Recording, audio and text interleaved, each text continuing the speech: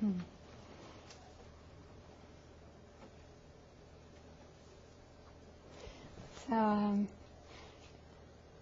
this morning's first presentation is dedicated to the Sacred Heart of the highest loving kindness, and to the Sacred Heart that is unborn and undying, to its inspiration, to its practice in the past, and to its fulfillment in our lives.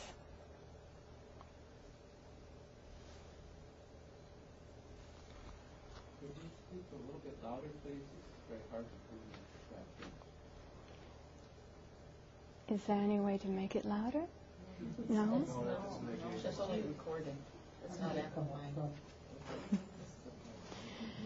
Maybe if you stand up. So, I'll try to project my voice. I come to you right now with two environmental illnesses, one of which is strong at this moment. So I'll try to speak loudly, but I may not be able to. Shortly before coming here, a very short time before, we had a fire at the old chemical plant. It's just across the railroad tracks from our monastery. Very nearby, very big fire. And the lead paint that was on it burned, and the things that were stored inside it. And there were many canisters of some kind of pressurized materials that were also exploding and popping. And all of that came out in the smoke, which settled down in our area. Our monastery, the windows are it's not airtight.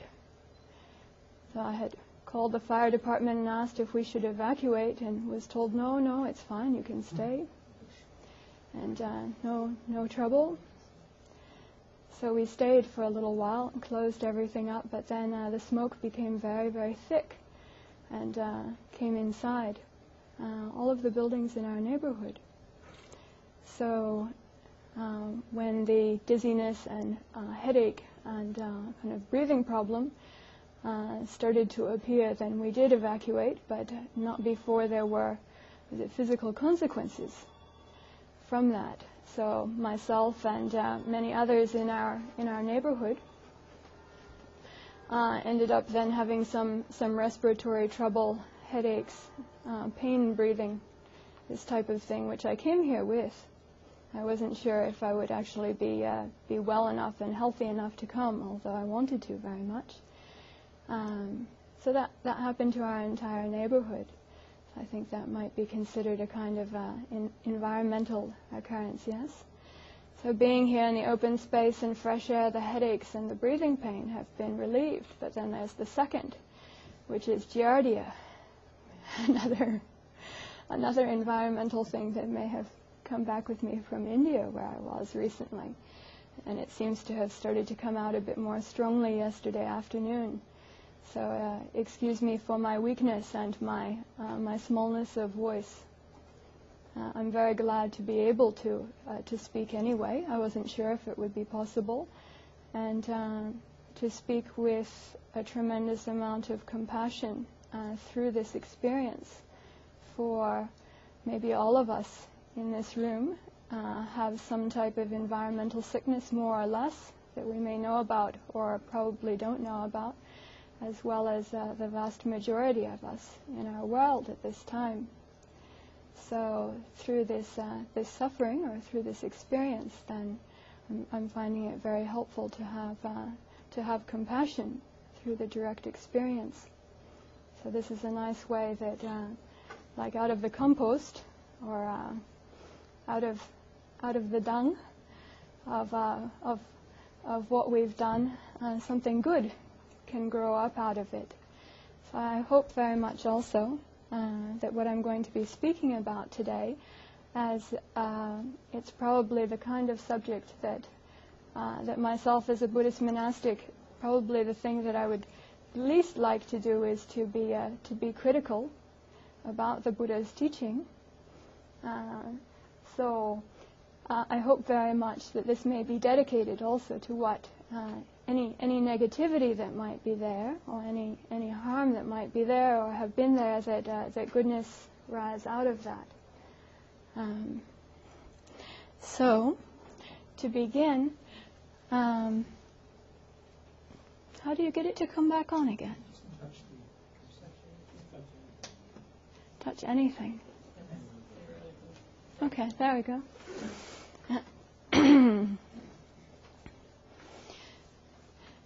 So, I'm not going to be reading the paper as I don't read so well, but it will be available on the wiki, and I'm just going to be speaking. The title that I chose was Saffron and Green in the Clear Forest Pool.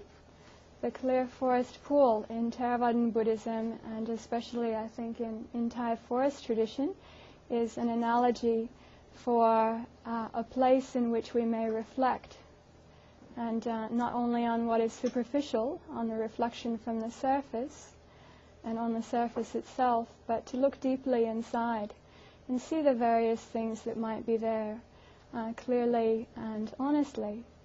So the clear forest pool is a place of coming for reflection, to see whatever might be there. In this case, we're especially looking for what's going on with our Buddhist monastic communities in the West. And our robes are often described as being various shades of saffron brown, whether golden saffron or orange saffron or rust saffron. So that's the saffron in the title, and the green, of course, is for the environment. So I'll look at these two things together in the clear forest pool, the place of reflection.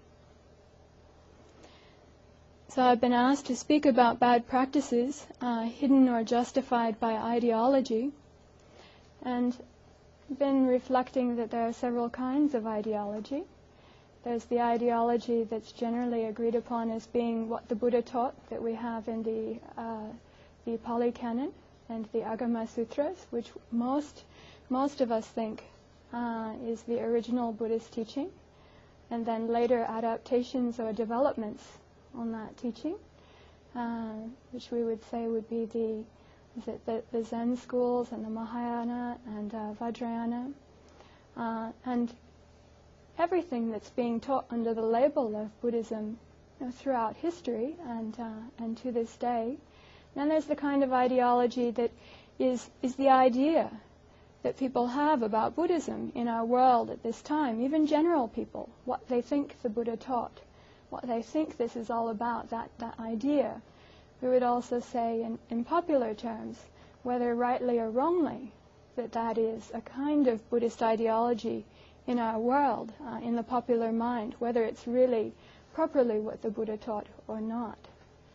So we have those different types of ideology. So to look into this question of what might be the bad practices hidden or justified by ideology within our American Buddhist monastic communities, I brought the question to something called Insight Forum. Insight Forum is an e-Buddhist community in our San Francisco Bay Area. However, actually it has members from around the world. So I posed this question to Insight Forum for the sake of raising consciousness within our Buddhist community of this question, and what people thought, to see what people thought. There are monastics and people who say they're Buddhist, and many people who don't say they're Buddhist who are part of this community, but just to see what they thought, to bring about contemplation and reflection of what there might be.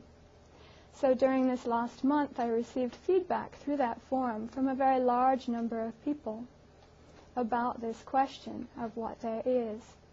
Many of them said that they'd never thought of it before, and that it's very hard to think of anything. They thought that Buddhism is very good in this regard, and until they actually spent more time thinking about it, they hadn't ever thought of anything critical in this regard. And I felt a little bit sorry for being kind of like devil's advocate? No, for asking people to bring about their critical thinking in one regard, but on the other hand, I feel it's very much in line with what the Buddha taught. And the reason for that is in fundamental Buddhist teaching that is shared by all Buddhist schools, that is related to the Four Noble Truths, which all of you may be familiar with, I hope. The Four Noble Truths, and related to the fourth truth, which is the truth of the path, the truth of the path of practice, particularly. You may have seen this illustrated as Dhamma wheel with 8 spokes. So this is commonly used as a Buddhist symbol, and it's those 8 spokes are the spokes of the Noble Eightfold Path, with mindfulness and clear awareness being right at the center as well as one of the spokes. So the 6th spoke, does anyone here know what that is? Right off? The 6th spoke is right effort. So within right effort, very fundamental Buddhist teaching shared by all Buddhist schools, we find actually in the definition of right effort, which I'm going to show you here. I hope that you're able to see it. So this is the definition of right effort. So I have to start here at the bottom of the page, and as I don't see well on my left side, please let me know if what you're seeing is not what I'm talking about. So I think this should be about right effort. The operative scheme of right effort is fourfold. So I'm not sure if everyone is familiar with this, but this is the fourfold scheme, which I think is important to look at here, because this isn't just playing devil's advocate, but this process is very much something that is fundamental in the path of practice that the Buddha calls us to, and asks all those who would practice this path to engage in, not only now and then, but actually regularly, diligently, ardently. So it begins that we should generate desire, endeavor, activate persistence, uphold, and exert our intent in 4 things. The first, the non-arising of whatever evil, unskillful qualities have not yet arisen. To prevent evil from arising. The second, the reduction and cessation of whatever evil, unskillful qualities have already arisen. Third, the causing and arising of skillful qualities that have not yet arisen. Fourth, the maintenance, non-confusion, increase, plentitude, development, and culmination of skillful qualities that have already arisen. So there's a definition of, you can see how evil is defined here, if you're able to read the board. And it is exactly these evil or unskillful things that we would call the bad practices that we're looking for. So we actually are within the Four Noble Truths and the 6th spoke of right effort. In the Noble Eightfold Path, we're actually called to really look for these things and to work with them in a very proactive way. So this is completely orthodox Buddhist teaching here. This is actually quoted directly out of the Magga Vibhanga Sutta, or the analysis of the path that the Buddha taught in Theravadan teaching. So you can see some of the definition there. This is the basic operating framework of right effort. And it assumes that there is also development of the other path factors of right view relating to cause and effect, in order that we have an understanding of what is evil or skillful. The development of, on the other hand, the development of mindfulness and clear awareness, so that we may be able to understand the context that we're in, because something is helpful and beneficial in one context, but not in another. Something is harmful in one context, but not in another. So it's very important to have mindfulness and clear awareness then of what our context is, to know what might be wise and skillful in a given situation. So these are things that we all want to do all the time, right? I think every living being, every human being, would like to reduce the things that seem harmful or discomforting, or to be causing suffering, and to increase and bring to fulfillment the things that bring our happiness, our ease, our well-being, our peace, our comfort. So this is just a skillful outline for how to do, how to look at and how to do the things that maybe every single one of us, I would say even animals, would like to do that. That is to avoid pain and suffering and to be peaceful, comfortable, and happy.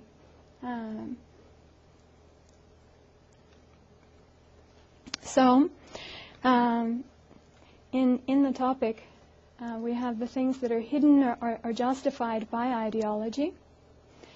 In the answers that I received, both through Insight Forum and from mentors and friends in the monastic life from around the world, those who are in the United States and also those who are looking at what's happening with our American Buddhist monastic communities in North America from the outside. I felt it was important to get the perspective from the outside as well, as that's often illuminating.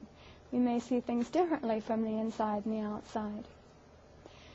So the answers that I got fall into two basic categories. I'm not going to be speaking so much about my own thoughts on the subject, as they've really actually developed out of reading and listening to the feedback that's come on this. So that's what I'm going to be presenting. The first category actually falls very nicely into what is hidden. In this case, not hidden by the ideology itself, but the ideology becoming, or I would say, properly what the Buddha taught, becoming hidden by other ideas about what that teaching is. So this would be the hidden part. And this relates to misunderstandings of what the Buddha taught. And I'd like to go into this category of misunderstandings. In the feedback that I received, by far the most common, most prevalent feedback was related to apathy, to complacency. There is the idea out there, connected to the teaching of the Four Noble Truths, that the Buddha taught that life is suffering, and that's it. That is the truth, the one and only truth, and that there's nothing else, nothing other than that. So this idea is out there. Not only is it out there amongst general people, but I'd say that there are even those in our Buddhist monastic communities who have this idea. Never mind about the second truth of the suffering having causes, or the third truth that those causes, if they're not brought to arising, or if they're brought to cessation, that they may end, and thus that suffering may end. Never mind about the fourth truth, that there's a path of practice, which is what the Buddha actually moved himself out of his very deep and blissful meditation after enlightenment for, and walked barefoot for how many years, living on alms food and exerting himself for the welfare of humanity continuously, day after day, just for the sake of teaching this path of practice. Of course, there were those who understood very, very quickly, so we don't see that they practice so much because they're already ripe. They're already very ready. Just something that you touch very briefly and then it falls because it's already like a tree from what is it? And the fruit falling. You know, just walking underneath it and the fruit just falls because it's ready. It's ripe already. The conditions are already there.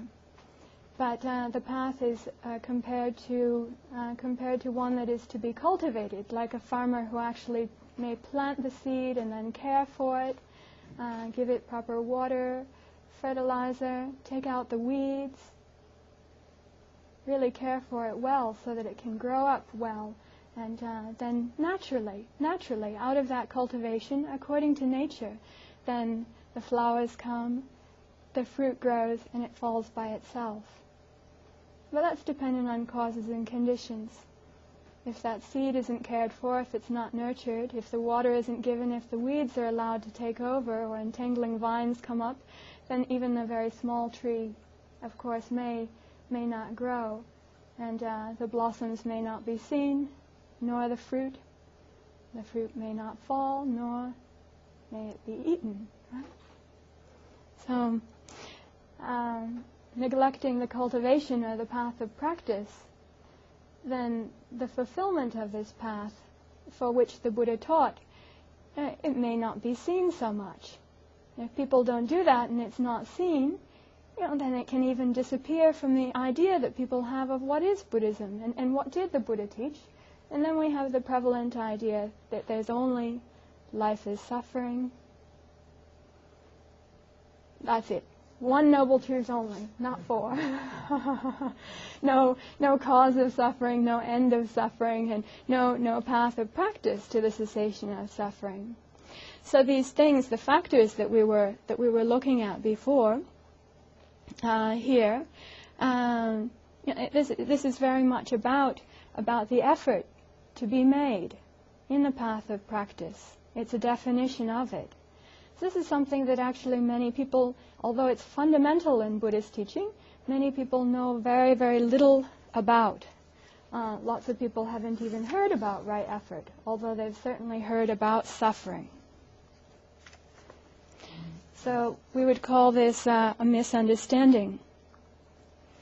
And in Buddhist teaching, it is fundamental, as you saw in Ajahn Punadhammo's illustration of dependent origination, that ignorance or misunderstanding about what's actually going on and about what can be done, that misunderstanding would be there in the arising of suffering. So it's actually really reasonable to expect that there would be a misunderstanding underlying this situation.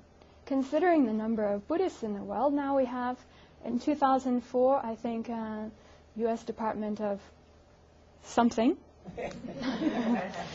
said that there were 5.6 million Buddhists. Maybe I can find the department. 5.6 million, so it's not like that there are, just a very, very few Buddhists. But there are actually quite a lot in this area, in this country. The number of Buddhist monasteries is on the rise. They're around the world. So it's not that these types of misunderstandings have no effect in the society. They very much do. They very much do. So the Venerable Ajahn Pasano, he was one of the people who I asked about this. And his answer to this question also falls into this category. You may have heard of him spoken of earlier on as the co-abbot of Abhayagiri and an elder Canadian monk in Thai forest tradition who's been very active in environmentalism in Thailand. And I think his monastery is quite exemplary as far as carbon footprint is concerned, although I haven't seen the numbers crunched. So I asked him about this, as I've considered him a teacher for quite a long time now, and I respect him highly. His answer within the misunderstandings category, if I jump down here to the underlying views and intentions that move us, his answer was that what comes up are the themes of misrepresenting the teachings and intentions of the Buddha through such things as equanimity being seen as indifference, relinquishing of desire as an excuse for non-action, karma being interpreted as everyone deserves what they get, so why do anything about it, and contentment being used as a reason for complacency. So all of these things tend into a particular category: indifference, non-action, complacency. They all fall into the category of apathy, I think. Apathy in Buddhism, this type of apathy or complacency, is considered one of the one of the hindrances, nivarana, the hindrance of sloth and torpor. That's one of the main things that prevents our practice and our development of the spiritual path. Actually, I did a talk on this particular hindrance recently and did some research, and it seems that the Christian doctrine of the 7 deadly sins is related to this Buddhist teaching of the 5 hindrances, because lust, desire and lust is there, ill will is there, sloth and torpor is there. The list is actually very, very similar. And another name that this is known by is these hindrances are the armies of Mara. That is, they are called the forces of the devil, or what brings us to death. So it said that those who are heedful and mindful, that those realize the deathless. Those that are heedless, those that are complacent, are as if dead already.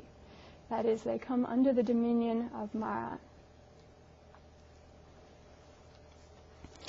So, most of the responses that I received fall under this category.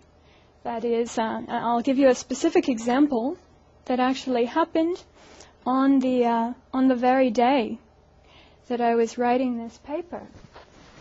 One of the women who's come to our monastery to enter into monastic life, she's a postulant right now. Her son called on the telephone during the time that I was writing. He called on the telephone, and he was actually, coincidentally, feeling frustrated about what was happening with the environment. He was feeling depressed. He was feeling concerned. He's a young man now, and feeling hopeless about the world. And he told his mom, who is a postulant now, he said, "But that's just what the Buddha taught, isn't it? Life is suffering. And because I'm attached, so I'm suffering too, and the only thing to do is to let go. Just let it go." That's what he said. This is a child of a Buddhist parent. So it's partly true, yes, but incompletely. Not complete. It's like looking at maybe the first, even the second and third noble truths, but in a very incomplete way, and minus the 4th noble truth of the path of practice, which is where all of this comes to life. The reason, again, that the Buddha moved from his seat of enlightenment and taught for so many years, the reason that we have these volumes of texts, the reason that all of us are here today. You know, if it hadn't been for that, there would be no monastic Sangha, and there would not be people experiencing the benefits of this path of practice, which is where the benefits are found. So, I think that just about covers the first part. That is about the misunderstandings. I'd actually like to review very, very briefly before leaving this section. Just review something that the Buddha said, if I can find it, related to this subject. This is from the very first teaching to the first disciples, the Dhammacakkappavattana Sutta, also known as Turning the Wheel of the Dhamma. So this is a quote from it, where the Buddha is describing his own enlightenment experience. So the qualities of vision, of knowledge, of wisdom, of understanding, and of light arising are how he defined the experience of enlightenment. So he says that vision arose, knowledge arose, wisdom arose, understanding arose, and light arose within me regarding things never heard before. This noble truth of the path of practice, leading to the end of suffering, is to be developed. So that's right there in the very first teaching. It's just part of it. There's more. There's a whole lot more. It has the whole framework of the 4 noble truths and the Eightfold Path is right there inside it. This is just one sentence from it. So that's the Turning the Wheel of the Dhamma Sutta. So after saying that, the Buddha goes on to say that this path of practice has been fully developed by him. And in fully developing that path of practice, that he has realized enlightenment, what he spoke of as the ending of all suffering. So this is the right basis of Buddhist faith and optimism. Not only a type of faith that's just to be believed in, but very clearly the type of faith and optimism that is to be put into practice. Of course, there is the time to put aside all thoughts of anything past, future, concerns for the world, really to bring the mind inside and to go deep into meditation for the sake of purifying the heart, burning off the hindrances, including burning off the hindrance of sloth and torpor, burning off the complacency through our ardency in deep meditation. And doing this practice of purifying our heart, then also our view may be purified, light may arise, and then for ourselves as well, when we open our eyes and move our bodies and move our lips, our thoughts, our words, our deeds, then they may be further purified, our view elevated, free from the fires of hatred, lust, and greed, clear of the dark and obscuring smoke of delusion. So the delusion part is a very, very difficult part. That is to know, to be able to see and know what is harmful and what is skillful. And then the complacency part and the obstruction and the binding of that. In Pali, the words for it mean something slimy, like you've gotten pulled into quicksand, or you've gotten stuck into some very, very serious chewing gum that you just really got, and not only your feet, but everything gets bound up in it, and then you can't move, you can't act. Sometimes you can't even breathe, right? When people get into that state, they feel like they can't live, they can't die, I've had people say, because they feel so strongly obstructed. Yes? So very important to do what is to be done to purify that, to clear that up, to burn that off. That's essential in this. So we go from the very beginning of the Buddha's teaching to its end, to the very last words that the Buddha spoke when he was dying, in the Mahaparinibbana Sutta. Very last words here that we have recorded, at least in the Pali Canon. Kaya vaya dhamma sankhara apamadena sampadeta. It's been translated variously. I've adapted Ajahn Thanisara's translation here, that phenomenal things are subject to passing away, become consummate through non-complacency. This is his very last words to the disciples who were gathered around him. So this is also often translated, the very last words, as strive on with diligence.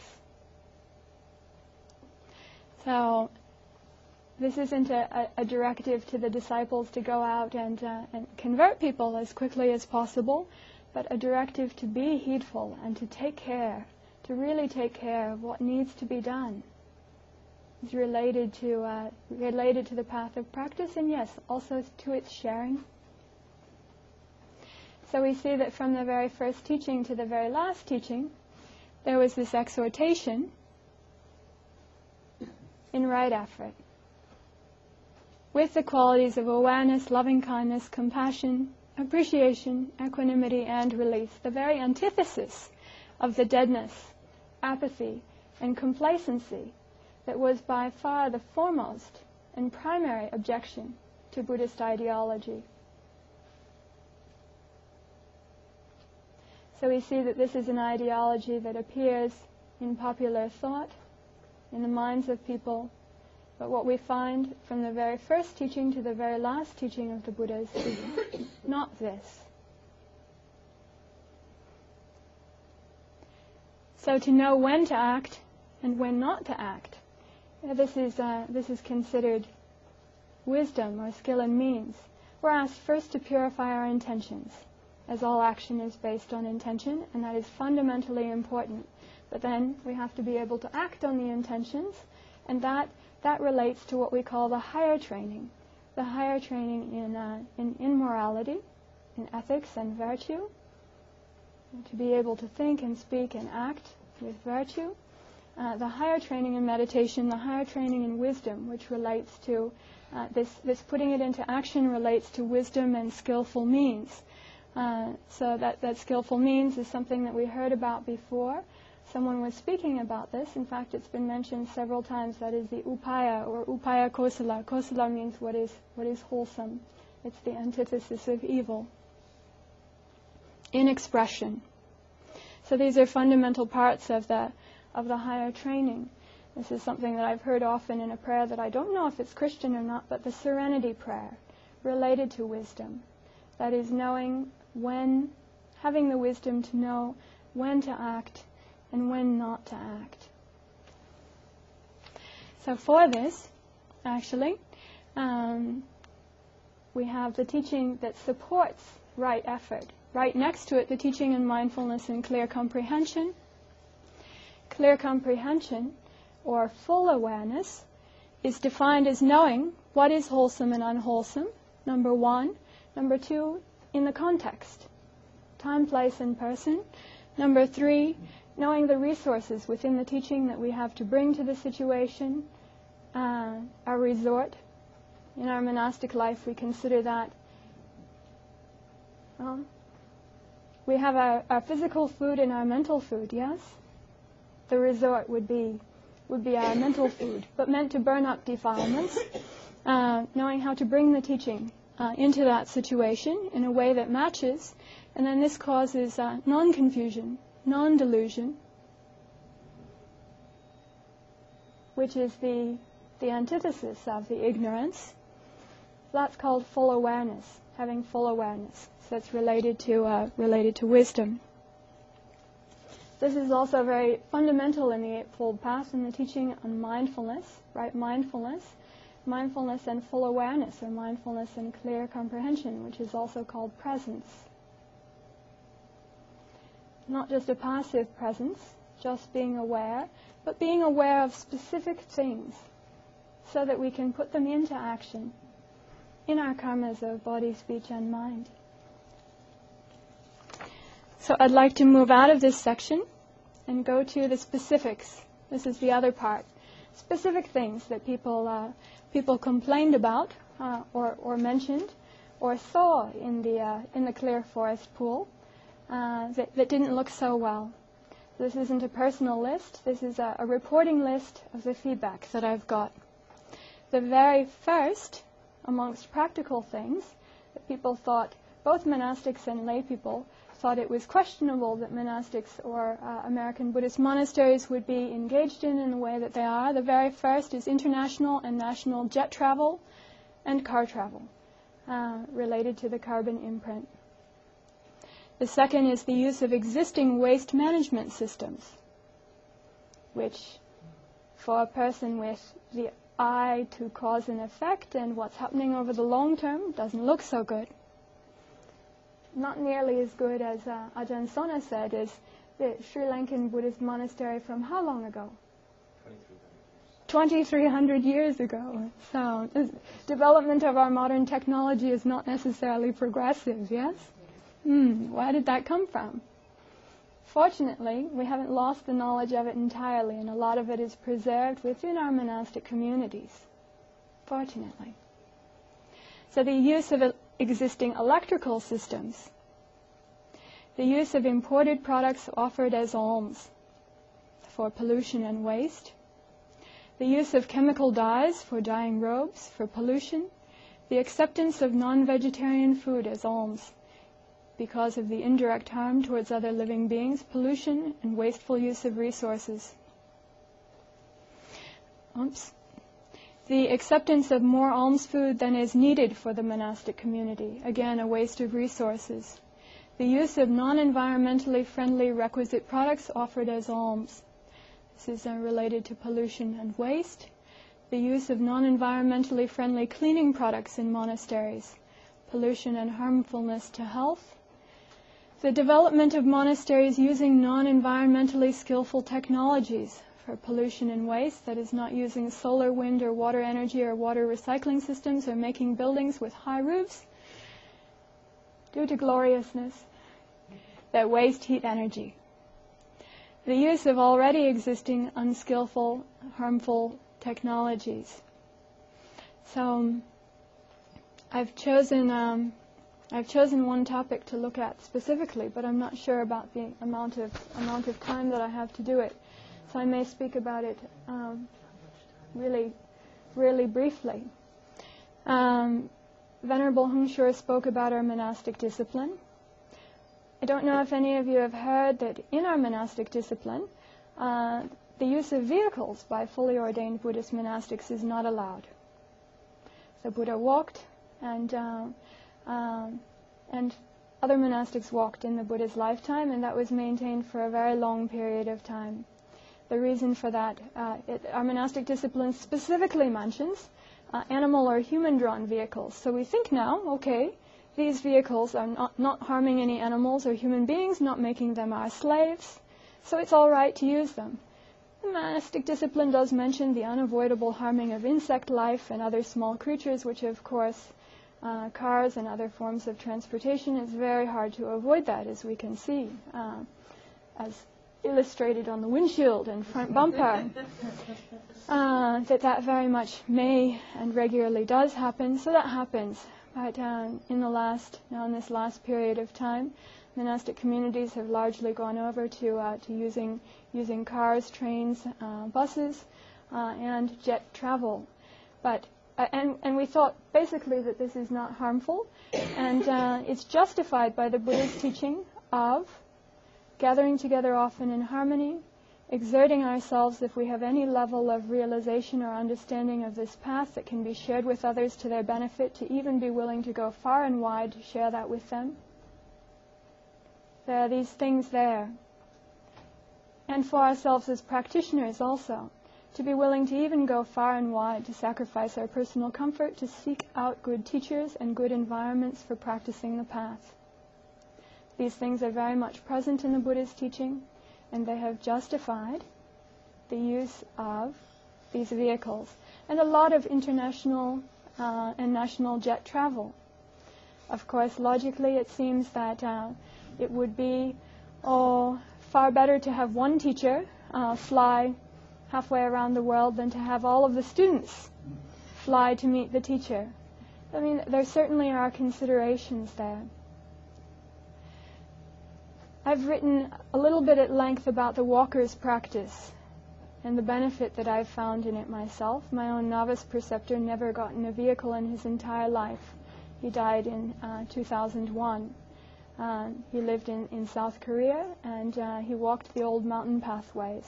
He was very strict about the Vinaya, the monastic discipline, which said very simply, not riding in vehicles, which is what he learned as a young monk, and he didn't do it.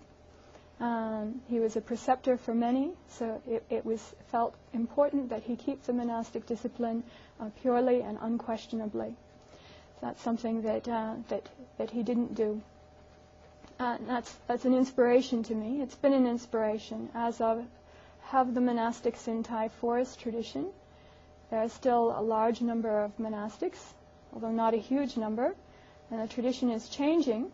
But those who take the walking practice as a kind of a voluntary austerity, one of the types of austerities allowed by the Buddha within the scheme of middle way practice, that is not going to extremes, not to the extreme of self-mortification. And I've done this myself. I was very inspired to hear yesterday about Peace Pilgrim and to learn more about her walking. We also have Venerable Jyoti Palo, who's now maybe staying with Ajahn Punadhammo in Thunder Bay in Canada, and Venerable Hung Shure, who is here. The Reverend Hung Shure undertook a very long period of walking practice called for by his master. That's something that's been inspiring to many people, and if we listen to him talk about it, please ask him about it, and ask what the effect was on his practice and his cultivation and his purity of heart and intention, and being able to have the strength, the courage, and the integrity to manifest that. I would say, as I've known him for some time now, that's a very kind of fundamental thing that has been really significant in his practice. I've also undertaken walking, not only in the wilderness, but in the very heart of the San Francisco Bay Area, through Silicon Valley, 100 miles, without car, taking only what alms food was offered. And I found it a very, very extraordinary experience, especially to be a walker for that period of time amidst the cars and all of the speeding people. I could see it in a way that I had never saw it before. I would like to highly commend and highly recommend that practice for the sake of purification of the heart, for being a great example, a counter-cultural example. Many of the people who saw us, in my personal experience, were greatly inspired, and they did what was done even 2,500 years ago. That is, they gathered in the parks where we stopped to listen to the Dhamma. They walked together with us. It was quite an incredible thing, done 2 years ago, just around Memorial Day, as a dedication to all those who have ever suffered violence. So, stop. So, let's see. I'm going to, while wrapping it up,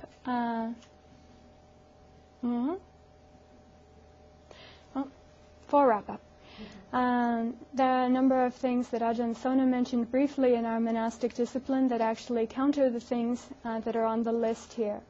Our monastic discipline specifically mentions for the monastics to have great care and respect for what they put out of monasteries, that is to not pollute the earth, not pollute the green, not pollute the water with our physical and material wastes. That precedent is very much there. As also mentioned, not using more than we need in terms of lodging, or making our lodgings in a way that harm other forms of life. And lastly, as a dedication to one of the main mentors in my monastic life, there is a very seen as a very small precept about using the restroom, but it extends far beyond that. If we go to a restroom, that is, it's about eliminating our bodily waste, yes? We're supposed to leave the restroom, not supposed to leave the restroom until it is at least as clean as when we entered, if not cleaner. As a monastic practice of diligence, we're actually regularly supposed to leave it cleaner than when we entered. So this is a basic principle in our monastic discipline, in our monastic life, that is as clean as or cleaner than when we entered. This also extends to our use of monastic lodgings. Whatever we do in the monastery, what we do when we enter lay homes or go into villages, that actually extends to every aspect of our monastic life. So the mentor who I'm speaking about, Ajahn Mahaprasert, asked me specifically to mention that point, as he feels that if we do anything but that, it is counter fundamental and basic Buddhist principles of gratitude and respect, which are at the essence of the heart of the path for both Buddhist monastics and for all those who practice in this way. I'd say that that's something that we share. So, being in robes, we are an example. What we do has a profound impact on how others understand those who have inspired us and the way that they lived. It is their vision of the path of practice. So I feel that it's very important for each one of us to not only take our good intentions, but really to see how we can be fearless, how we can have uprightness, how we can purify our morality and integrity, that we not only have these good intentions but obstructed, but that we be able to bring these good intentions into our path of practice and manifest them to our fulfillment, to their complete fulfillment. That is, bringing about a vision of the nobleness of the path, a vision of enlightenment for the people of our society and our world today, not only for our own hearts, of course that's essential for us, and for the well-being and the hearts of our monastic communities. So thank you very much for listening, and I'm sorry for speaking too long. Thank you.